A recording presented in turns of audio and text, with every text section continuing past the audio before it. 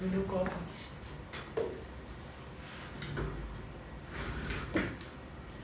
Esperando aí o pessoal entrar. Muito boa noite a todos vocês, né? Dá um tempinho aí para o pessoal começar a entrar. Tenho certeza que as informações que vão ser tratadas aqui hoje vão ser informações muito importantes, né, para todos vocês alcançarem os objetivos de vocês. Então vamos só aguardar aí enquanto o pessoal chega. Então quem puder já pode dar o like aí, bota o coraçãozinho, né, que eu tenho certeza que as informações de hoje serão muito relevantes para vocês. É interessante você pegar seu celular e enviar. Vai dar certo, vai dar certo. Eu acho que o tablet não envia não. O tablet não envia não, envia? Sai lá. Envia. Vai dar certo, vai dar certo. Vamos. Muita gente entrou. Aham. Fala, meus queridos, Gerliane aí, presente. Até eu tô aqui no meio. Ah, porque o meu aqui não tá aparecendo porque o tablet não aparece os ao vivo, né? Enfim. Obrigado. Boa noite. Boa noite, boa noite. Olha, Ruth aí, boa noite. Muito bom. Sejam muito bem-vindos, né? Em instantes a gente vai começar a nossa live. A gente está aqui com um convidado especial. Eu tenho certeza que hoje a live ela vai ser muito relevante para todos vocês. Vai ter muita informação importante, muita estratégia bacana para que vocês possam aproveitar essas estratégias e aplicar. Porque não adianta só assistir live. Eu costumo falar que concurso público é prática. Você realmente tem que ir para a prática. Não adianta ficar só assistindo live, pegar as informações, anotar as informações e quando chegar na hora de aplicar, ficar só no plano teórico. Não, tem que ser muita prática, seja de resolver questões ou seja de aplicar qualquer informação que você pegue aqui. Então, se você encontrar uma informação relevante, anota. Eu tenho certeza que vocês já estão com os cadernos de vocês, com as canetas de vocês na mão aí, para anotar tudo que vai ser transmitido e passado nessa noite, tá bom? Então, acredito que já vai dar para começar, para a gente não se atrasar muito, né? Bem-vindos aí, Ruth, Wilk, enfim, muita gente aí já.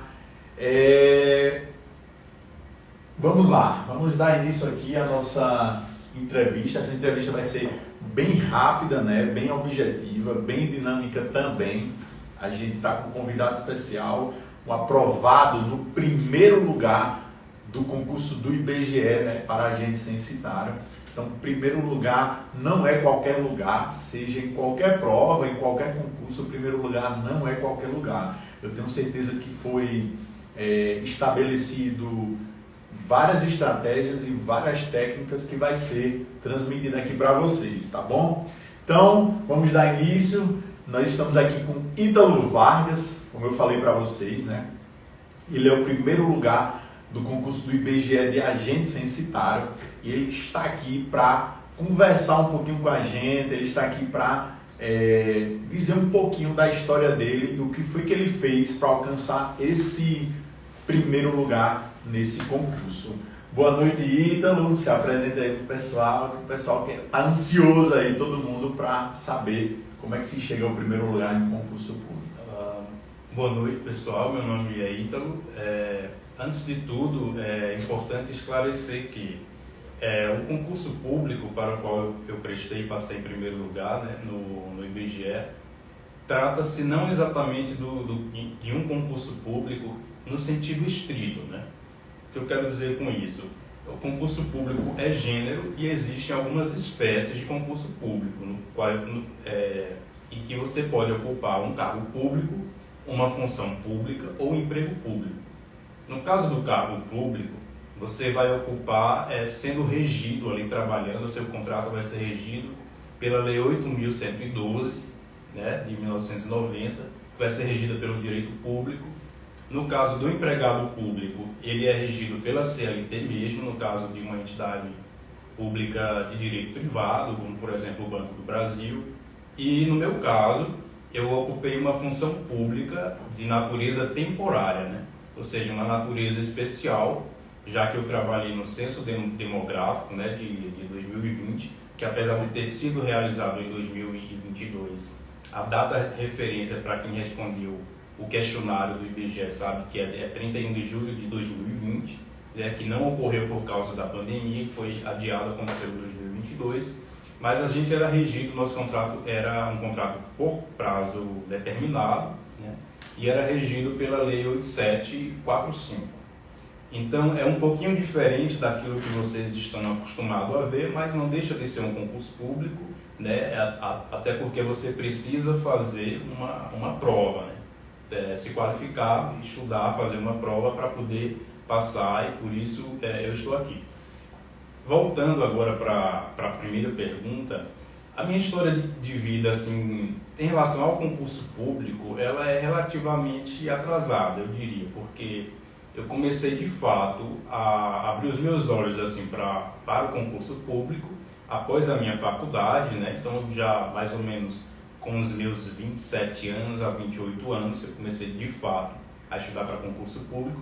Antes disso eu não vislumbrava assim de maneira nenhuma, as minhas opções para o futuro elas eram ainda muito vagas, porque eu trabalhei sempre com minha mãe é comerciante, né? Nós temos uma loja no centro de Juazeiro, então eu trabalhei com ela desde os meus 14 anos.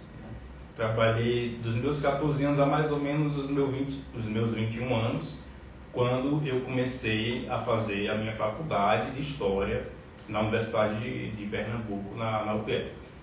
Então, assim que eu terminei o ensino médio, devido ao fato de eu ter o contato ali com o comércio, né, junto com a minha família, eu imaginava assim, que o meu futuro ele seria nessa área também, eu iria ser um futuro comerciante. Porém, talvez devido ao fato de eu ter um pai concursado também, porque meu pai é servidor público, minha mãe sempre me incentivou a prestar o concurso público, né? Porque quem vive de comércio sabe que há altos e baixos, uma hora você está bem, outra hora você está ruim, existem crises econômicas, né, que você está sujeito a perder muitas coisas. Então minha mãe sempre me incentivou para o lado do concurso público devido à estabilidade e o salário garantido. Mas mesmo assim eu vou fazer uma faculdade, fiz uma faculdade, a licenciatura em História na UPE, mas mesmo na faculdade ainda assim eu não pensava ainda no concurso público propriamente dito. Por quê? Eu estava primeiro porque todo o meu tempo era dedicado para a faculdade, né, para os semestres. Então eu não tinha tempo nem sequer para pensar sobre isso, ou para de fato chegar a estudar enquanto graduando numa universidade. Mas o gatilho talvez assim que me fez com que eu pendesse para o lado dos concursos públicos, além dos conselhos de minha mãe, foi o fato de que eu comecei, quando eu estava prestes a terminar a minha faculdade, o meu curso de História, eu comecei a deixar currículos na rede particular de ensino, né? Porém, com a garantia, eu ia, claro, porque eu tinha que fazer alguma coisa para poder trabalhar e ganhar vida, mas eu já tinha a garantia, assim, já sendo bem realista, de que não seria chamado na rede particular de ensino, porque é muito difícil você, sem experiência, né, que acabou de sair de uma universidade, conseguir, por exemplo, um emprego numa empresa grande aqui na região do Vale do São Francisco, que geralmente tem seus professores já são muito bem consagrados, muito renomados, já são professores de carreira, então não dá para competir, não dá para concorrer por eles. A opção, né, única que me restava para assumir como professor, que era de início, assim, eu gostaria de continuar com aquilo que eu havia feito, o meu curso de História, era pender para o lado do concurso público. Porém, em 2010, eu terminei a faculdade em 2019, né? Só que em 2017 já havia sido realizado um concurso público no estado da Bahia para professores. E foi um grande concurso, porque contratou, se não me engano, mais de 3.000 professores, assim, e havia muita vaga para a minha área, História. Então, eu cheguei a fazer o concurso público sem estudar, sabe, assim, não vislumbrava de fato nada disso, até porque eu ainda estava na faculdade, então eu estava muito mais preocupado com terminar a minha graduação do que estudar para aquela prova. E pelo fato de eu estar ainda, acho que faltava mais ou menos uns 2 semestres, assim, mais ou menos um ano, então eu não estudei para aquela prova e não fui aprovar.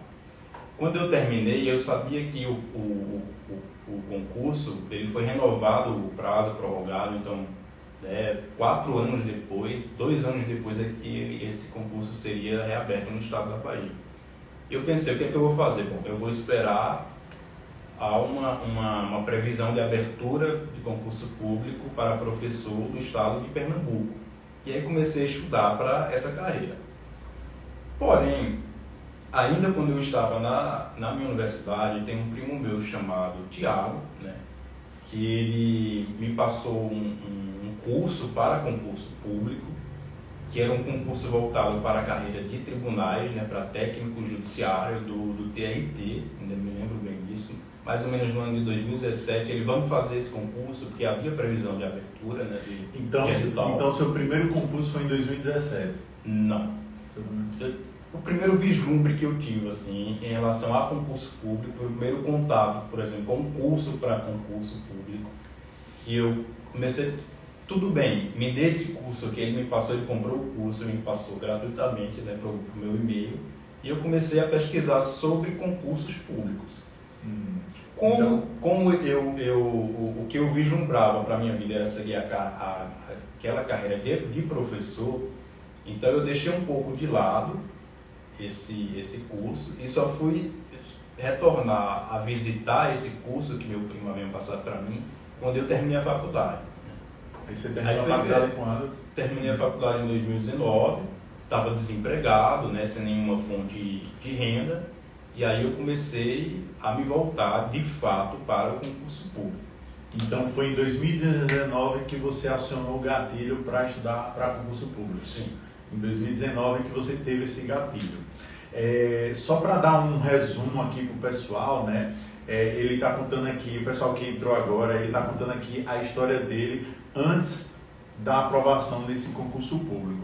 A nossa entrevista, pessoal, será dividida, como vocês já sabem, talvez vocês já tenham assistido os episódios anteriores aí, né? Nossa entrevista será dividida em 3 partes. A primeira parte da entrevista, ela é a história antes da aprovação, ok? Então ele vai contar a história dele, vai contar o gatilho mental que levou ele a estudar para concurso público, que é isso que ele está fazendo aqui. E na segunda parte da entrevista a gente terá a parte onde ele toma posse. Então, o que é que acontece na vida dele após a tomada de posse. E a terceira parte, eu tenho certeza que é a parte que vocês mais esperam, mais almejam, que é a parte das dicas de estudos, né? Onde vocês terão o compartilhamento de estratégias que ele usou para essa aprovação. Então fica até o final, que eu tenho certeza que na terceira parte, nas dicas de estudo, é onde pode virar o seu gatilho ali, para que você consiga a sua aprovação nesse ano de 2023, tá ok? Então, se você puder já compartilha essa live com seus amigos aí, já dá o coraçãozinho aí para que o Instagram ele divulgue essa live para outras pessoas, ok? Então sai compartilhando com todo mundo, sai dando coraçãozinho aí, que eu tenho certeza que vai ajudar muita gente. Então vamos lá, vamos retornar aqui. Ele está na parte onde ele teve o gatilho mental para estudar para o concurso público dele em 2019. Então, ele teve esse gatilho e aí eu queria que você dissesse, depois desse gatilho que você teve,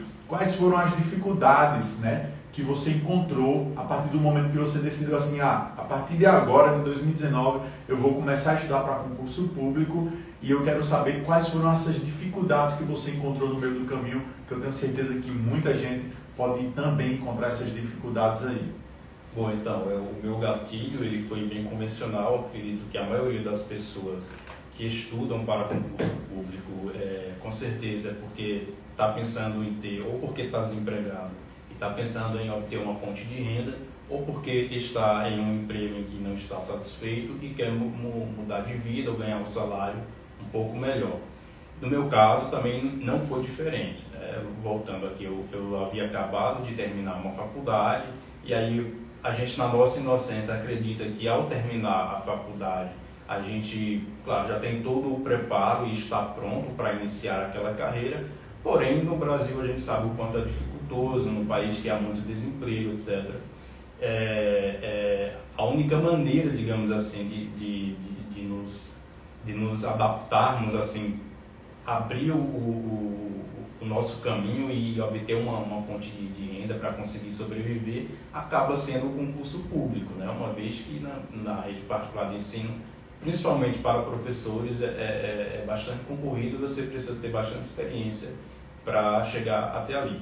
Então, concurso público não, né? No concurso público ele é meritocrático, então você apenas estuda, faz uma prova, passa e consegue a tua posse, né? Então, foi a única opção que me restou.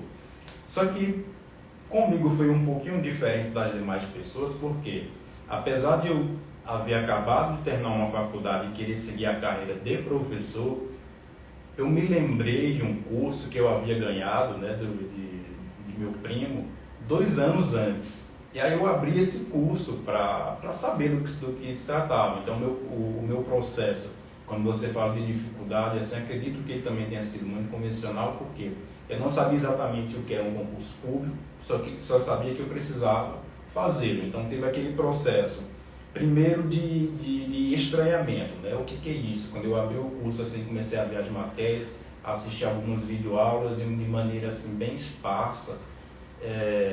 Então primeiro teve o processo de estranhamento, o que é isso aqui, o que é que eu comecei a ver algumas matérias que eu nunca tinha visto na minha vida, como a administração, algumas matérias de direito que eu nunca tinha tido nenhum contato.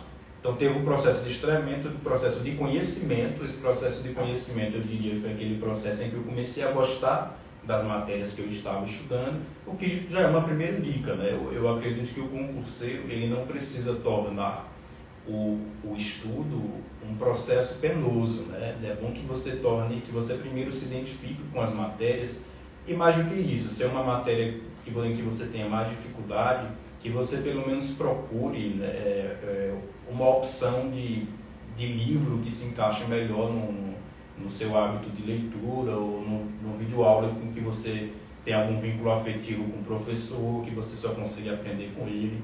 Então, teve esse processo de conhecimento, que eu passei a gostar das matérias, e teve esse processo de adaptação, em que eu ainda estudava de maneira muito vaga, apenas a teoria, mas ainda não me arriscava, por exemplo, a responder questões, e também não havia ainda me inscrito para nenhum concurso público, né, após a minha faculdade.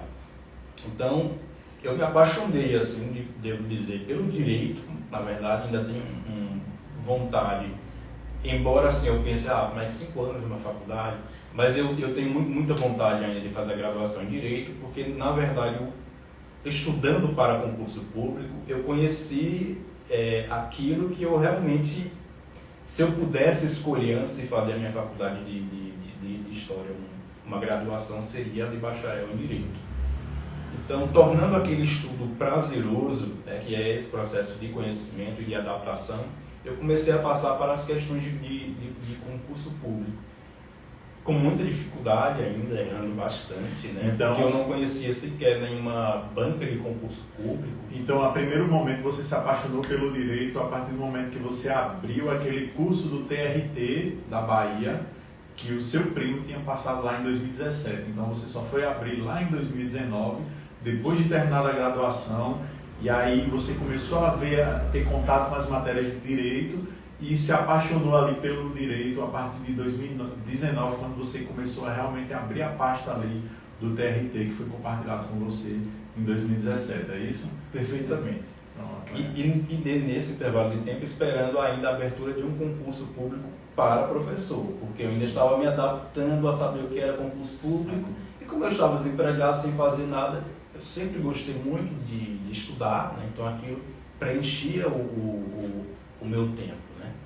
Então eu começava a assistir algumas videoaulas e, por incrível que pareça, eu consegui identificar assim, alguns pontos muito incomuns da faculdade de História com o Direito também. E não só História, por exemplo. A primeira matéria de concurso público que eu abri para estudar foi a Administração, e logo de cara a história da evolução da administração pública, a história dos modelos administrativos, da organização do processo de trabalho, né? Quando eu vi essas coisas, é justamente aquilo que havia sido o meu foco na faculdade, porque eu fiz um TCC, né, voltado, a minha tese de conclusão de curso foi voltado para a história do capitalismo, né, a partir da Revolução Industrial, e algumas coisas englobavam a OIT, por exemplo, a Organização Internacional do Trabalho, os sistemas administrativos, né, o sistema fordista, toyotista, taylorista, exatamente aquilo que eu havia visto na faculdade. Eu abri algumas videoaulas e caiu assim como uma luva. Eu digo, cara, que legal isso aqui, eu estou gostando de estudar. E, só que nesse processo eu acabei me acostumando mais com matérias que não tinham a ver exatamente com a carreira de professor, até porque a carreira de professor, o que é exigido nos concursos públicos é mais questão da legislação de ensino, LDB, né, os temas educacionais, pedagógicos. Então eu acabei me envolvendo mais com o direito, a ponto que eu acabei, de certa maneira, abandonando aquela ideia de que eu teria que fazer necessariamente um concurso para a carreira de professor. Eu digo, não, peraí, eu não preciso para o tribunal, no caso do TRT, para o cargo de técnico judiciário, eu não preciso ser bacharel em direito, basta ter um nível médio. E eu estou gostando do que eu estou fazendo, aquilo está sendo tão envolvente para mim a ponto de eu querer prestar um concurso para os tribunais. Ainda é hoje o meu grande sonho. Entendi. Só que... surgiu esse do IBGE. Isso. Não. Né? O primeiro concurso que eu diria que eu fiz, foram 2 concursos que eu fiz, de fato, tendo estudado para eles. Né? O primeiro foi do Banco do Brasil, e aí eu fui pego meio que de surpresa. Por quê? É interessante esse meu processo essa minha relação com os concursos públicos, porque, mais uma vez, eu estava estudando mais ou menos um ano, assim, em 2019, de maneira muito vaga. Eu diria que quando eu comecei de fato a estudar para concurso público, assim, pesado, assim, que eu estava cerca de 10 horas por dia, foi em 2020, né? Aproveitei a pandemia também e tal. Em 2020 eu comecei a pegar pesado na carreira de tribunais. Só que em 2021 abriu o concurso público do Banco do Brasil. Então eu tive que abandonar um ano de estudo, porque também, mais uma vez, são matérias completamente diferentes. E com o edital aberto, eu tive 3 meses para estudar para o concurso do Banco do Brasil. Só que, como eu já tinha, de certa maneira, apesar de não conhecer aquele conteúdo programático do edital do Banco do Brasil, que caía, por exemplo, mais economia, conhecimentos bancários, noções de informática de uma maneira muito profunda, matemática financeira, né, que eu não conhecia nada disso. Então eu tive 3 meses de pronto.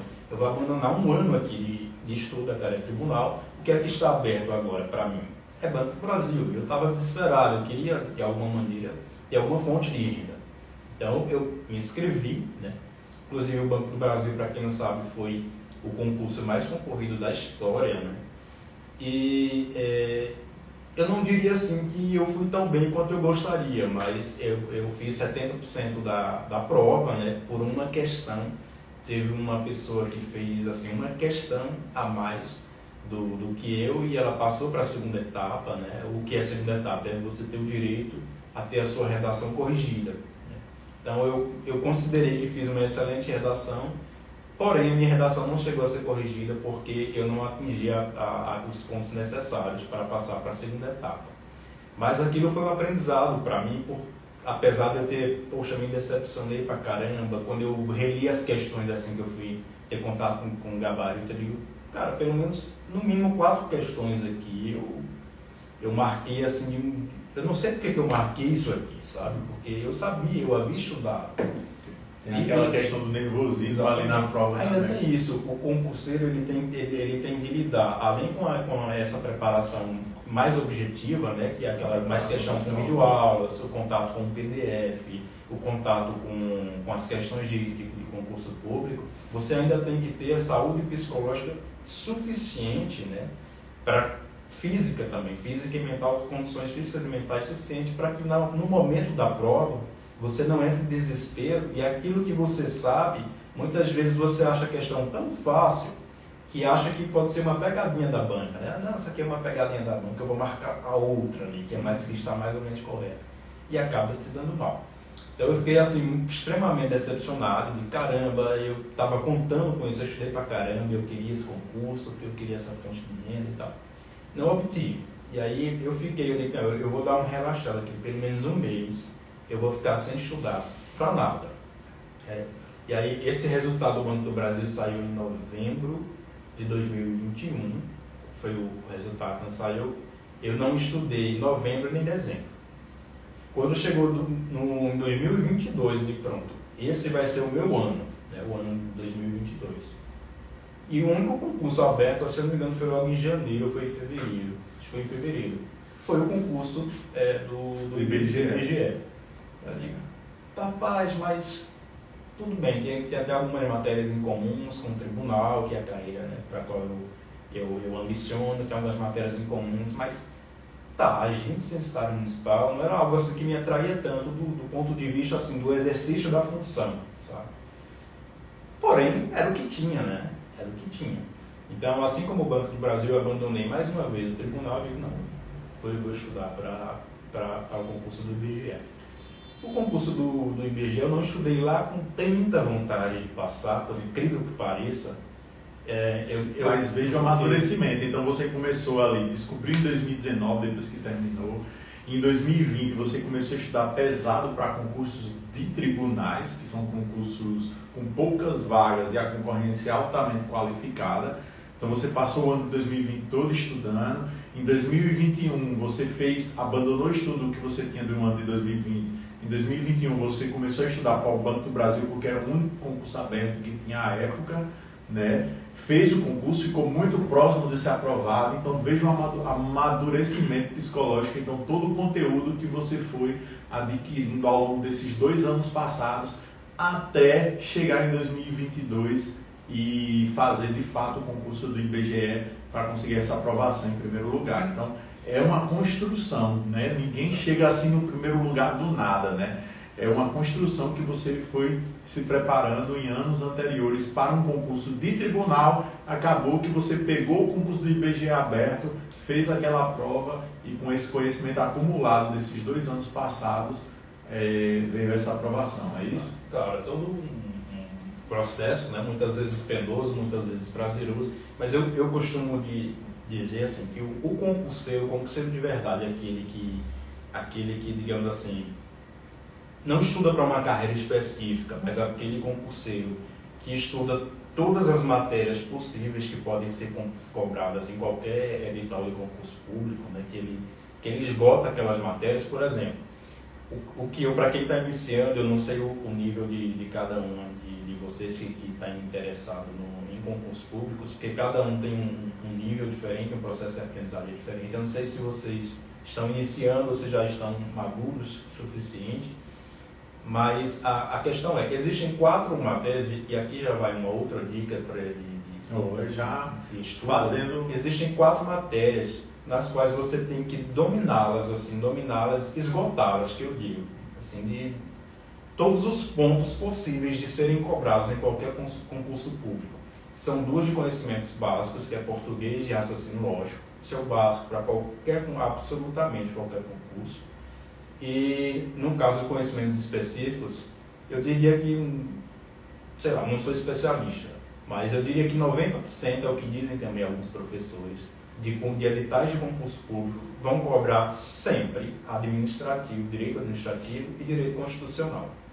Então, você estudando para essas 4 matérias de uma maneira profunda, assim, esgotando tudo que é possível, eu não consegui esgotar ainda constitucional, eu tenho uma grande dificuldade em constitucional e em algumas matérias de raciocínio lógico, matemático, né? Não aquelas mais simples, tabela verdade e tal, mas aquilo que diz mais respeito à matemática propriamente, como conjunto, análise combinatória. Eu tenho uma dificuldade que eu também tive no meu ensino básico. Mas, por exemplo, português e direito administrativo, eu praticamente já esgotei essas matérias. Então, eu não estudo tanto, sabe? Qualquer edital que cobre um português presente em absoluto, né, supremo, e direito administrativo também. Então, eu diria que qualquer concurso que abre agora eu quero fazer. Por que é importante dizer isso? Porque se você focar apenas em uma única carreira, como eu fiz, você focar apenas em uma única carreira, você corre o risco ou de se preparar tanto para aquela carreira e se decepcionar quando fizer a prova. Porque, querendo ou não, cada oportunidade de abertura de edital de concurso é uma oportunidade única. Por quê? Esse concurso ele pode ter um prazo de validade de 2 anos e ainda pode ser prorrogado por mais 2. Então, se você só focar numa única carreira e você não passar, pode ter certeza, você não vai ficar 4 anos esperando abrir, ou no mínimo 2 esperando abrir o edital. Então é importante que o concurseiro, eu entendi isso, né, depois, pelo menos esgote essas 4 matérias, 2 de conhecimentos básicos e 2 de conhecimentos específicos.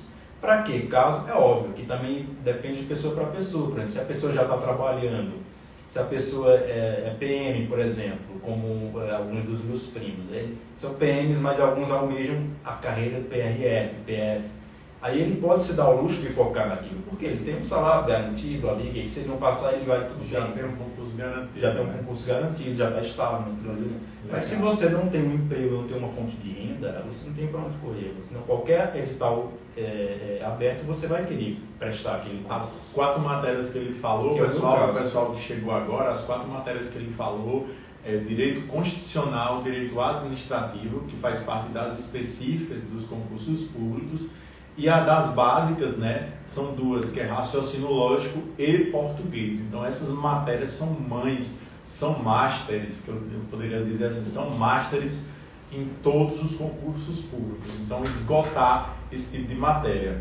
Então você foi aprovado ali, mas agora você tomou a posse. Eu queria saber assim, depois que você tomou a posse ali no IBGE, o que foi que mudou na sua vida depois da tomada de posse? Você começou a ganhar dinheiro, agora você tinha um dinheiro, uma base ali financeira, e aí o que foi que começou a mudar na sua vida?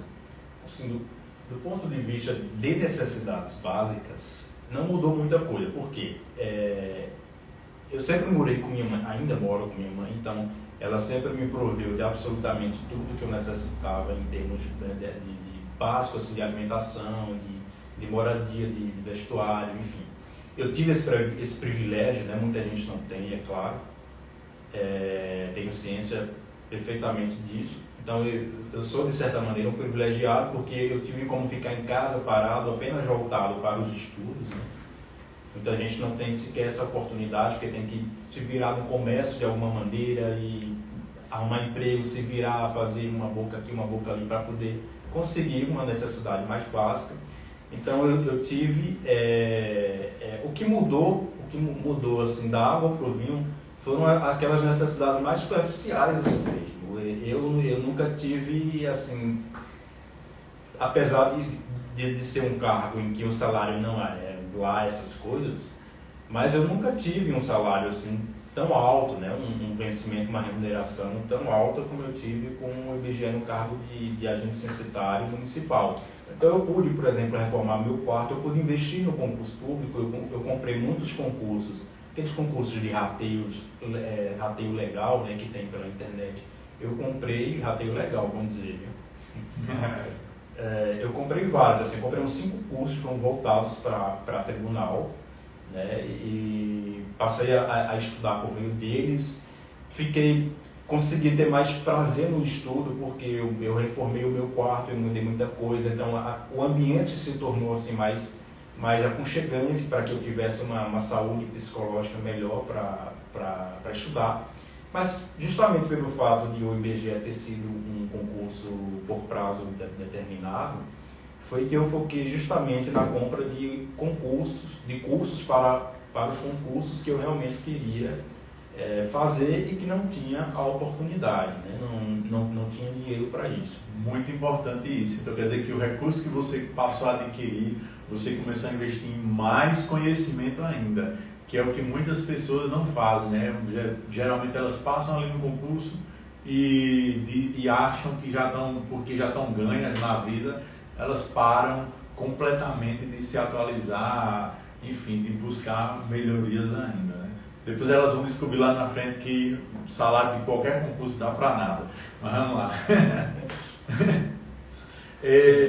Sim, continue aí. Eu queria... Com relação ao IBGE, também é interessante dizer o seguinte: havia, salvo engano, 16 vagas, dentre as quais 3 era para agente censitário municipal e as demais para agente censitário supervisor. O agente são funções diferentes, porém parecidas em alguns aspectos. Eu não queria, então eu coloquei na minha cabeça, nesse concurso eu vou estar entre os 3 primeiros lugares, porque o cargo mais almejado, não só pelo fato de o vencimento ser maior, não era muita coisa, não era uns R$400 a mais do que o cargo de agente censitário supervisor, mas era a mesma prova, era a mesmíssima prova. Você prestava para 2 funções diferentes, fazia uma única prova. Os 3 primeiros lugares ocupavam uma função e os demais ocupavam outra função. E aí eu acabei passando em primeiro lugar, porque eu só queria aquele cargo. Se eu passasse para outro, eu não queria. Porque não valeria a pena para mim o cargo de supervisor, porque é um trabalho muito distante daquilo assim, que eu sempre almejei na minha vida, sabe? Era um trabalho assim, mais voltado para o campo, era um trabalho mais... De qualquer maneira, era uma fonte de renda, mas eu foquei mais no cargo dentre os 3 primeiros lugares. Eu acabei passando em primeiro lugar, né? Eu praticamente fechei a prova, eram 60 questões, eu acertei 58, e ainda assim, poxa, eu não acredito que eu errei essas dúvidas. Porque quando eu fui reler a prova, eu digo, não acredito que eu fiz essa besteira. Mas, porque realmente a prova estava muito fácil, não que eu esteja subestimando a minha capacidade, não é isso, muito longe disso, muito pelo contrário, sou muito grato pelo cargo, pela função que eu assumi, ganhei muita experiência. O que é que faz um agente censitário? O que é que faz ali dentro do IBGE? Como é que vocês trabalham ali? O que é que vocês fazem ali?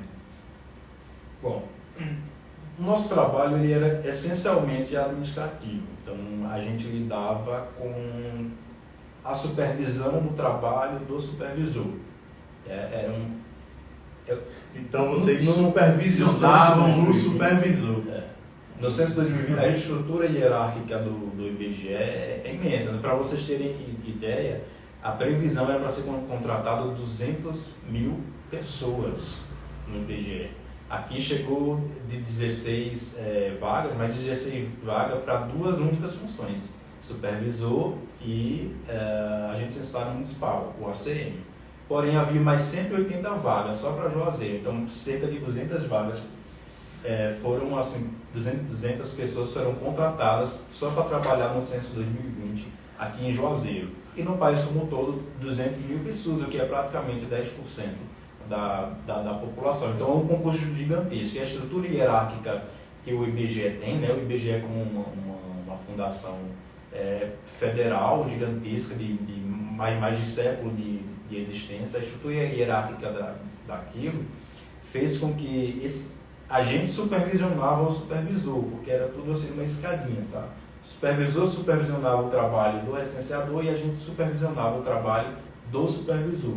E havia ainda outra pessoa superior a mim que supervisionava o meu trabalho. Então era tudo uma escadinha montada. Mas o nosso trabalho era essencialmente administrativo. Do supervisor era em campo, conferindo se o trabalho do recenseador estava de fato certo, se os dados coletados condiziam com a realidade.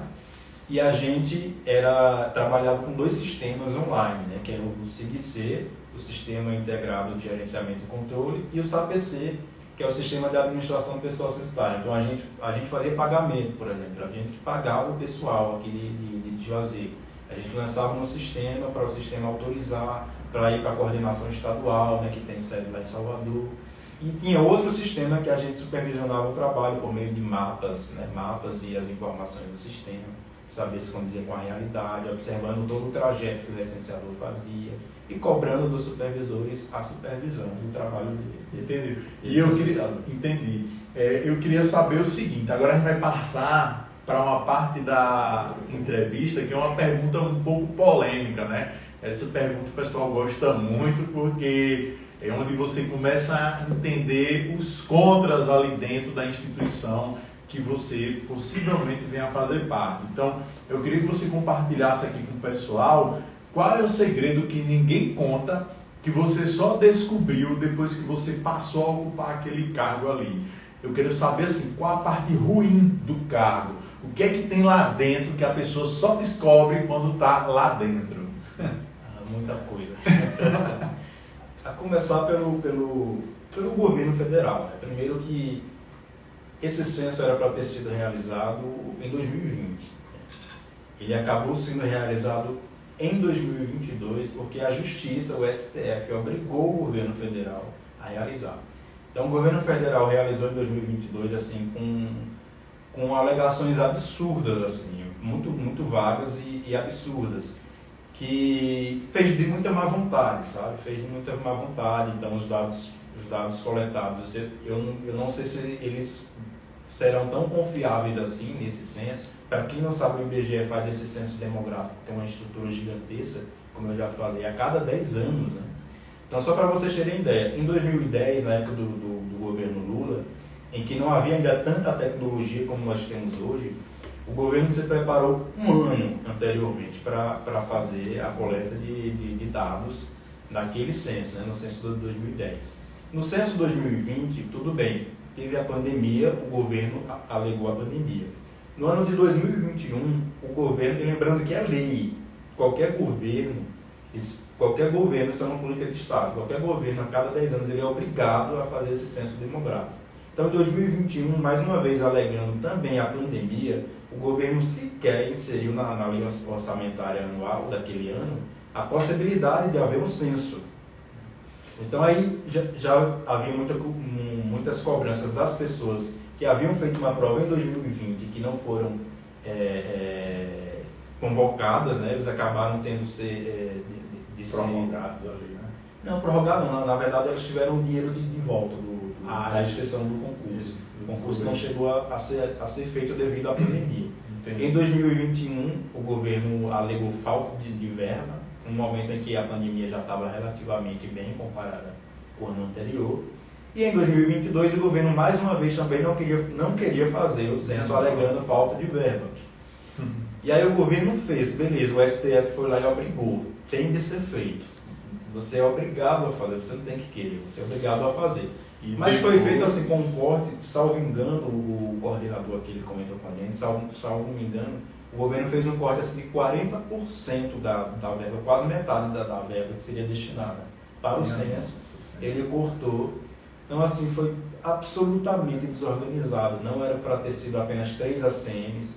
Então assim, muito desvio de função lá dentro, a gente era muito sobrecarregado, porque além dos 2 sistemas que a gente trabalhava, porque eu penso assim, se o seu trabalho ele é essencialmente administrativo, e você tem que ficar num escritório ali, verificando o trabalho do pessoal, fazendo o pagamento, e a gente trabalhava com, sei lá, 7, 8 planilhas, todo dia chegava uma planilha diferente para a gente organizar, e a gente verificar no sistema, e ao mesmo tempo a gente tinha que fazer atendimento ao público, porque não havia nem sequer no posto de coleta um recepcionista assim, para receber o pessoal, para pedir para aguardar, o pessoal entrava na nossa sala assim no meio do nada, então você estava focado numa coisa ali, você já se perdia completamente. Uma coisa muito bagunçada, eu diria. O que não tem a ver necessariamente com a organização do pessoal aqui de Juazeiro, muito pelo contrário.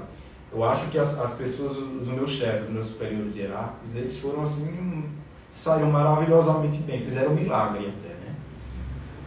Mas fizeram o possível. Ali, a desorganização. Mas a desorganização que já é lá do governo federal e também da coordenação estadual, que acaba se refletindo no nosso trabalho, no cotidiano. E tal. Depois eu vou explicar para o pessoal, depois eu vou fazer um videozinho, eu até gosto de falar sobre orçamento público, enfim.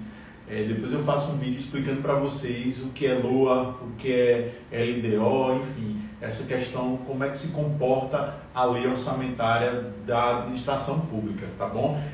A gente vai dar continuidade aqui, porque tem bem pouquinho tempo, faltam apenas 8 minutos para encerrar aí a live, a gente vai dar uma adiantada rapidamente. Agora, em pouco tempo aí, vamos ver se a gente consegue responder essas questões aqui finais.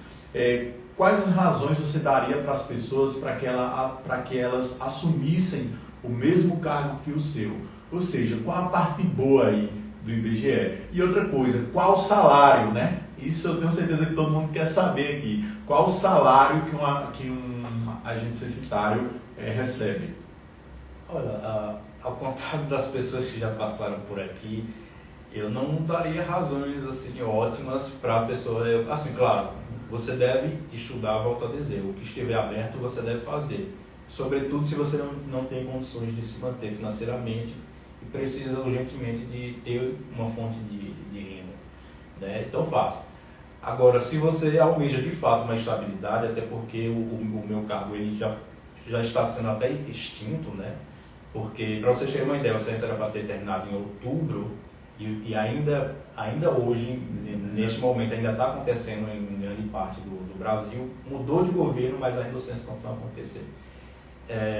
O que reflete a desorganização do censo. Mas voltando à pergunta, só faça se você precisar de fato, porque não é uma função assim muito bem almejada, que eu diria que você se esforce, se mate ali para passar, perca a sua saúde mental para ter um cargo. E quanto ao salário, na verdade, a remuneração bruta, né, vencimento mais dos benefícios, chegavam a R$ 2.800, né? O que é muita coisa para quem não tinha uma fonte de renda como eu, é muita coisa, mudou muita coisa na minha vida. Com certeza, Só que, você sair de nada para ganhar 2.800, eu tenho certeza que muitas pessoas gostariam de ganhar essa renda aí. E além disso, também nos foi oferecida outro benefício também, talvez que interessa às pessoas dessa função, é que nos foi também oferecida a possibilidade de nós trabalhar operacionalizando mesmo, na operação do censo, assim, em campo, como recenseador. Então, nós fomos convidados para assumir uma outra função. E nesse caso, eu conheço o supervisor mesmo, que era abaixo de mim, na linha hierárquica, e ele chegava a ganhar R$ 4.000, R$ 5.000. Porque ele aceitou assumir essa outra função e foi... Só para vocês terem uma ideia, a ajuda de custo que é dada pelo IBGE ela é muito boa. Principalmente se você for, por exemplo, para áreas mais distantes da cidade, se você vai, por exemplo, para o distrito de Pinhões, ali a área de Maçarocas, só de ajuda de custo é de R$ 800 a R$ 1.000. A ajuda de custo é referente ao auxílio transporte, só para você ir retornar para trabalhar. Muito e aí, claro, você na coleta você poderia ganhar lá seja de 1.500 mais 2.000. Então, se eu aceitasse isso e assumir essa outra função, facilmente meu salário passaria de 5.000.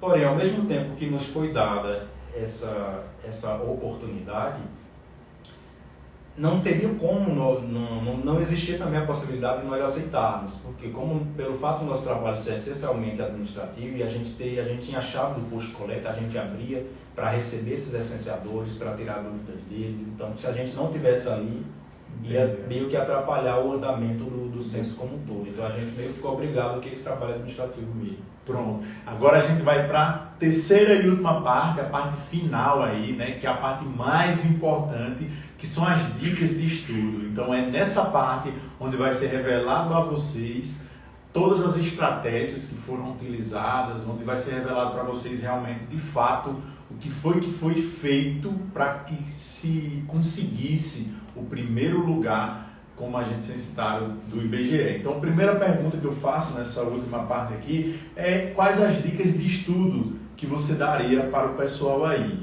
né? Qual foi o seu cronograma? Qual foi o seu cronograma de estudo? O que foi que você fez ali?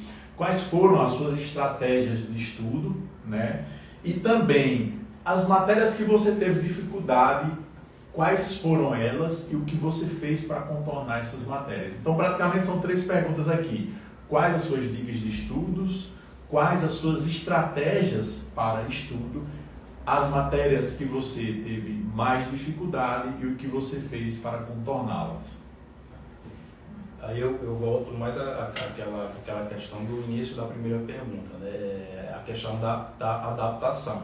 Eu acho que as minhas dicas de estudo, como a de qualquer outra pessoa que passou em concurso público, ela varia de acordo com o nível de cada candidato, né? Se você está iniciando, por exemplo, pela primeira vez, ou está estudando pela primeira vez para um concurso público, e você está lidando a primeira vez com uma matéria de direito, por exemplo, assim, a dica que eu dou é tente, em primeiro lugar, assistir algumas videoaulas. Você não necessariamente precisa comprar um curso, porque não é barato, né? Se você não tem condições, existem diversos professores no YouTube, né? Assim, uma lista imensa de vários professores que conseguem resumir muito do edital do concurso público por meio de videoaula, porque eles facilitam, até porque se você é iniciante e vai direto para um PDF, por exemplo, ou compra um livro voltado para concurso público, a linguagem jurídica propriamente talvez não seja tão interessante, atrativa. Então é bom volto a dizer também, é bom tornar o estudo prazeroso. Então começa pela teoria, mas pela teoria assim, mais básica, vendo videoaula, o professor que é um mediador, que é um facilitador, até você se acostumar com aquilo ali, depois passa para o PDF, ou pode ser alternado também, você pode fazer as duas coisas ao mesmo tempo, assiste um videoaula daquela matéria, vai e lê um PDF sobre o mesmo assunto, né? Então, eu diria que 80%, como eu fiz, é estudar a teoria, em primeiro lugar, para o iniciante, né? Até que quando você estiver um pouco mais maduro, e aí você vai resolvendo uma questão ou outra. Porque se você começar a resolver questões assim, aleatoriamente logo no início, é capaz de você frustrar, porque é natural que você erre muito. Você não está acostumado com aquilo, é o seu primeiro contato. Então, muita gente já é afoito e vai de cara lá para resolver questões. E o que é importante aprender a teoria, né? Depois passar para algumas questões de concurso público. Quando você tiver um pouquinho mais maduro, mais avançado, você inverte, né? Resolve 80% do seu tempo tem que ser voltado para resolver provas. E eu digo resolver provas mesmo. A dica que eu dou assim, que funcionou para mim é resolver prova, não é resolver questões. Porque existem muitos sites de questões de concurso público na internet que é mais focado em que você vai procurar matéria por matéria, banca por banca. E tem mais. Se você está começando a estudar para concurso público e o seu edital ainda não saiu, não procure uma banca específica, nem mesmo aquela do seu edital passado. Tente entender como funciona aquela matéria e como ela é cobrada em questões. Então, coloca de uma maneira geral. Eu, por exemplo, eu sou assinante de um site, né? Não quero nem fazer propaganda, então não vou falar.